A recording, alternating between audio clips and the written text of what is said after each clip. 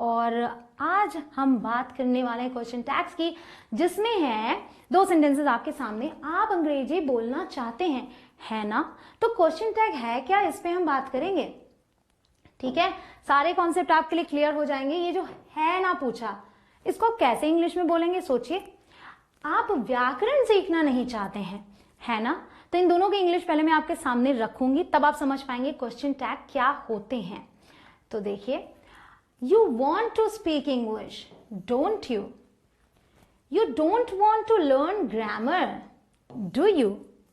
आपने देखा कि यहाँ पे है ना है और यहाँ भी है ना, मतलब कि इन दोनों में हिंदी में तो सेम है, लेकिन इंग्लिश में आपको फर्क दिख रहा होगा। यहाँ मैंने कहा डोंट यू और यहाँ मैंने कहा डू यू।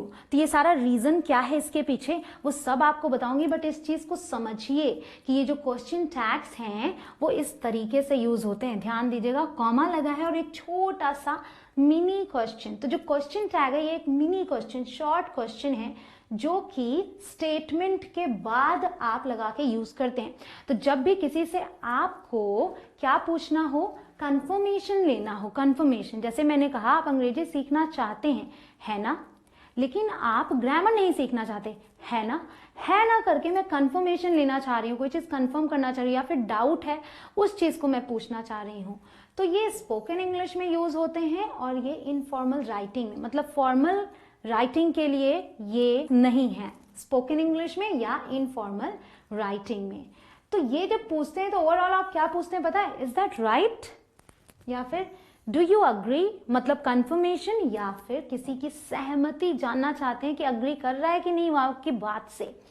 ओके, तो ये क्या बोलते हैं, है ना या फिर है कि नहीं, ऐसा आप हिंदी में बोलते हैं। कभी कभी सिर्फ आप ना करके बोलते हैं। देखिएगा सेंटेंस में, तुम आ रहे हो, है ना। मान लीजिए कोई आने को बोला है आपसे किसी ने और आप कहते तुम आ रहे हो, है ना, या तुम आ रहे हो ना, ऐसे भी आप बोलते हैं। तो जब इस तरीके से आप कंफर्म करना चाहते हैं तो आप सिर्फ इतना नहीं बोलेंगे यू आर कमिंग और are you coming, that is a question.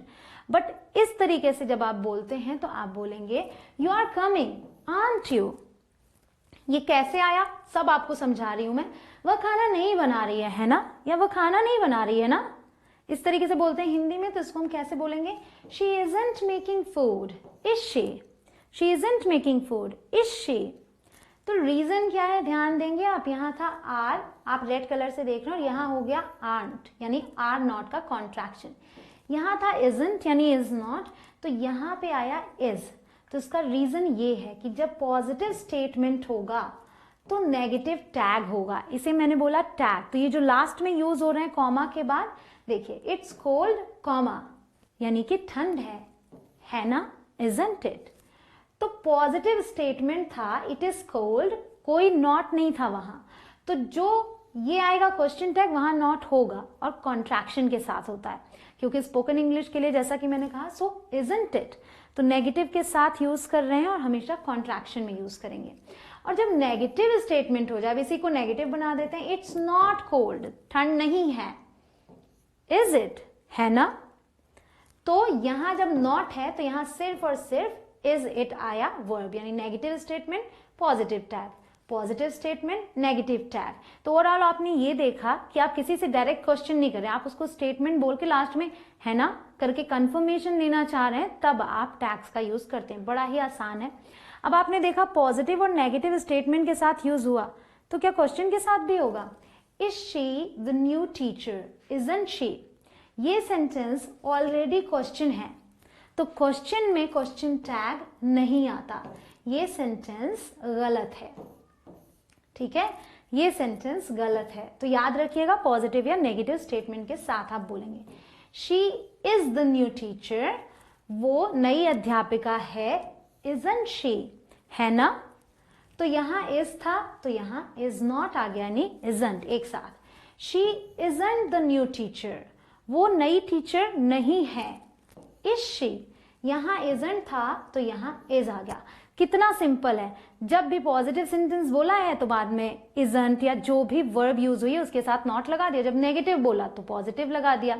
एकदम सिंपल। प्रैक्टिस करते हैं। Meera can speak English.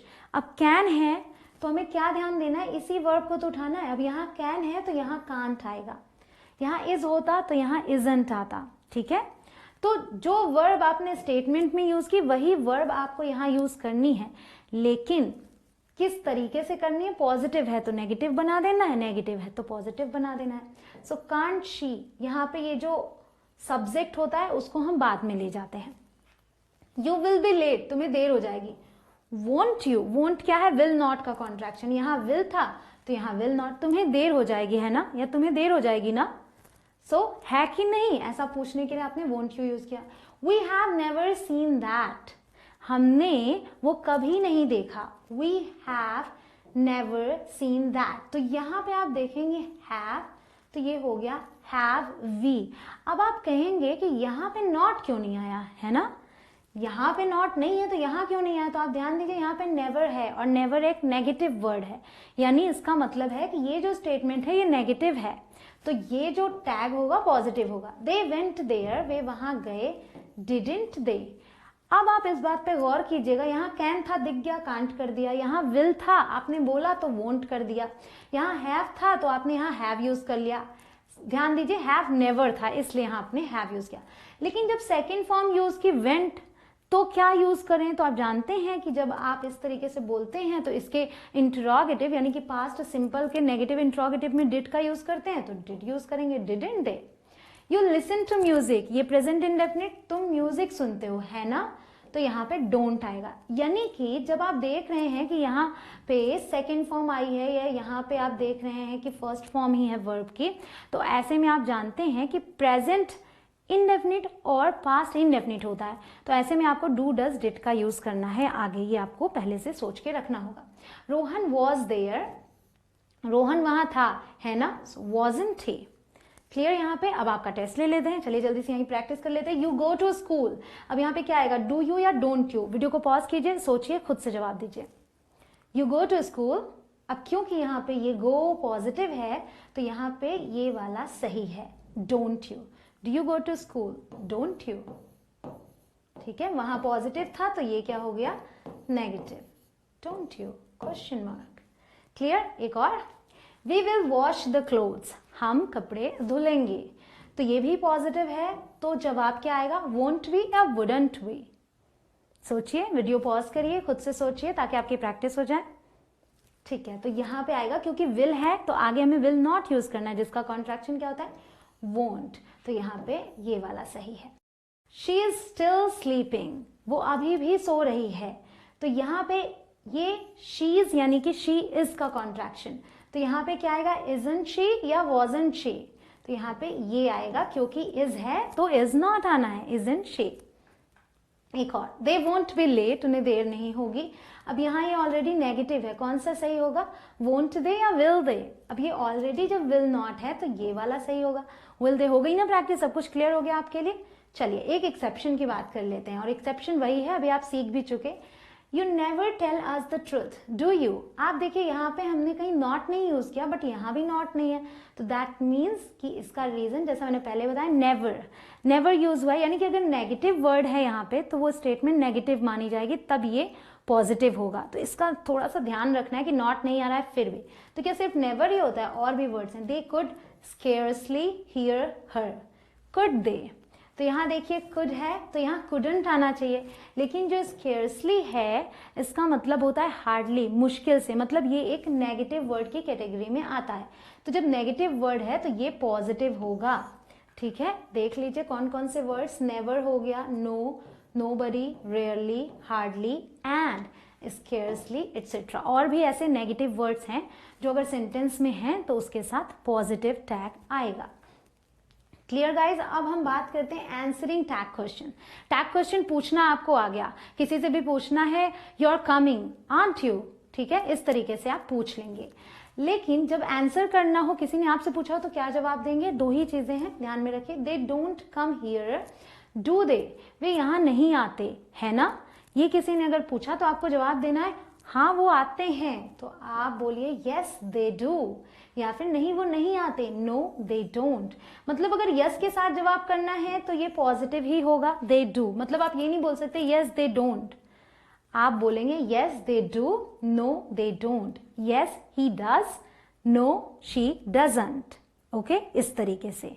तो गाइज हमेशा इस चीज को ध्यान में रखिएगा कि यस के साथ पॉजिटिव सेंटेंस।